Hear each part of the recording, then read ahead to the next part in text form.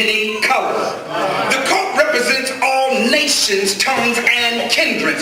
All men, black man, white man, green man, yellow man, purple man, Asian man, whoever the man or woman is, they represent a whole nation. And when they see Joseph, the favor of the Father on his life and the coat, they say, we've got to ride for him. We've got to do a drive-by on him. We've got to take him out. He's getting too hot. He's too popular. He's too grandiose. He's too this. He's too that. And we've got to milk if you buck, cuz we got to take him out. Yeah. So the book says that when Joseph came, as he got ready to get there, Reuben speaks up. The oldest brother said, no, let's not kill him. Let's just throw him in a ditch. Yeah. Let's not kill him. Let's just try to put him in a ditch somewhere, because Reuben didn't have the courage to say he ain't done nothing wrong to us. You just hate it because he got the favor of the Father on him. And Reuben wanted to come back later on, Kenitha, and to get him out of the ditch. But when Reuben went away, Judah, somebody say Judah. And this is going to balance you out, young people. I need you to hear this. Judah says, let's not kill him, but let's sell him.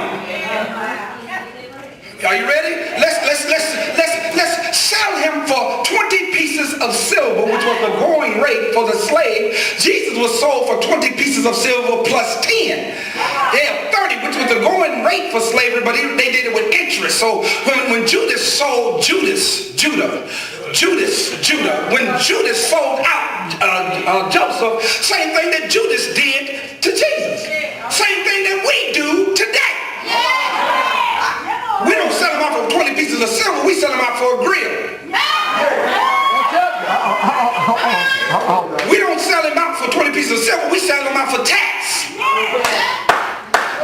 Tat it up. Come on, man. Come on. We don't sell them out for 20 pieces of silver. We sell them out for that purple. I'll be on that kryptonite, straight up on that kryptonite. I'll be on it. That's we adults. We don't sell him out. Well, we act dumb when we get in school like we don't have any brains, and we cut classes and call the teacher dumb, but we walk around failing.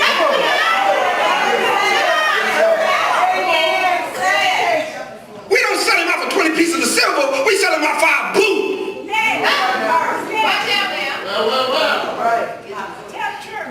Do you know, young lady, every time a young man put a hickey on you, or let you wear his jacket, or hold his pager, or wear his Letterman jacket, or his championship pop bottle, like the championship ring, do you know every time he does that, he's not really telling you that you got him?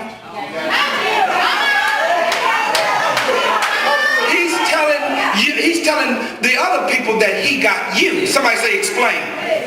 Back in the Western days when they had cattle, what they would do is brand their cattle. They would put their initials in the hip of their cattle, and it wasn't to say that the cattle owned the herdsman. It was to tell the other cattlemen that if my cow run away, send my heifer back to me.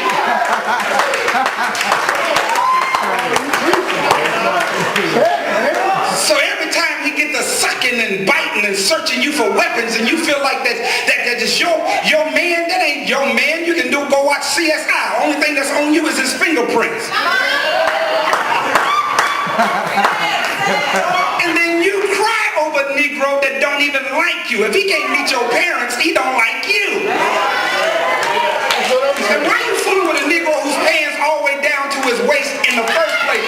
Only thing he want to do is take him the rest of the way off. Somebody say stronger. Yeah, because, let me just keep it gangster with you for a minute. I ain't got that long. I'm just going to keep it gangster with you. The truth of the matter is, young men, you call that a fashion and you think you sharp, but you don't even know that's a prison mentality. Yes, sir. Yes, sir. Yes, sir.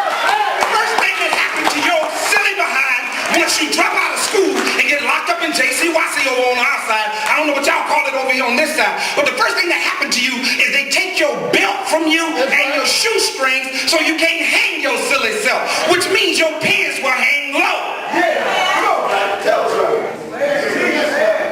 And if you're going to be in there for a while, the longer your pants sag, you were telling the men in jail you could get with this or you could get with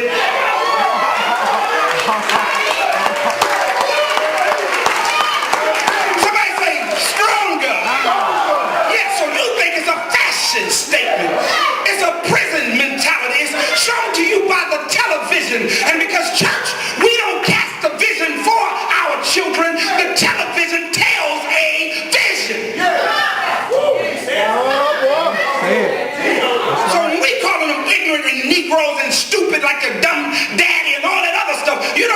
you're causing them to falter into the image that's been presented to them. And if you tell me I'm doing something that I'm not doing, and you tell me long enough trying to use that trifling reverse psychology on me, you're going to make me do what you say I'm doing when I ain't even doing it. That's right. Oh, that's a strike, Doc. That's a strike. That's a strike. I said strike. Stay where I'm staying, because the truth of the matter is we're so hypocritical. How would you ever end up being a parent and becoming jealous of your own child? I'm just talking about what I'm talking about. You ain't got to invite me back. I ain't been here in a while. I didn't think y'all was going to invite me back, so I'm just happy to be here. But the truth of the matter is, how do you become jealous of your own child? Using witchcraft and manipulation to keep your own child so you can benefit from them being down. Half of our kids are not LD or ADHD. Heck, I'm ADHD. If you ain't talking about nothing, you ain't gonna hold my attention. But because you're so trifling and don't want to raise me, you rather put me on Ritalin and get $450 a month. I don't need no Ritalin. I need a relationship with you in my behind space sometimes.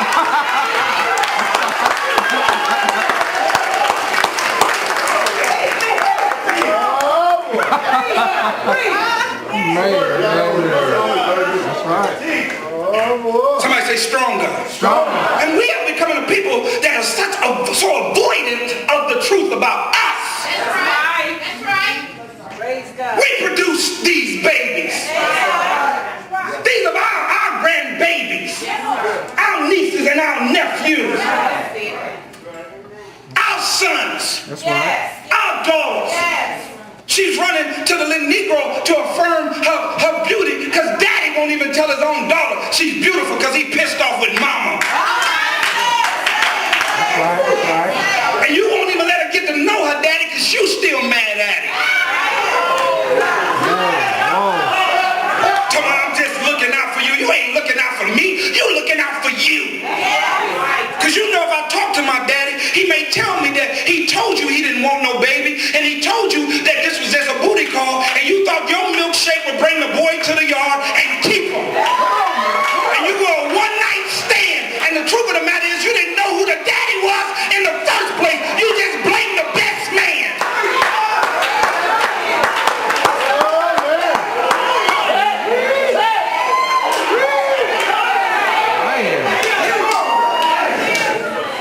No, that don't kill me. Will only Make me strong.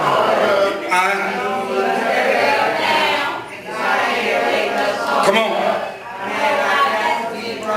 Huh? What? What? Then he turned around and said, don't act like I never told you. I need you right now. That's the prayer of this current culture. Lord, if you don't do something for us right now, I know you're a God of the sweet by and by when we get over in heaven, that's fine, but I'm living through hell right now, and I need you now.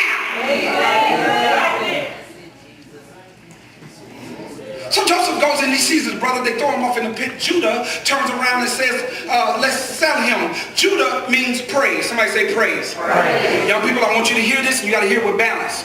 When praise sells out the one that adds to them, it's just noise.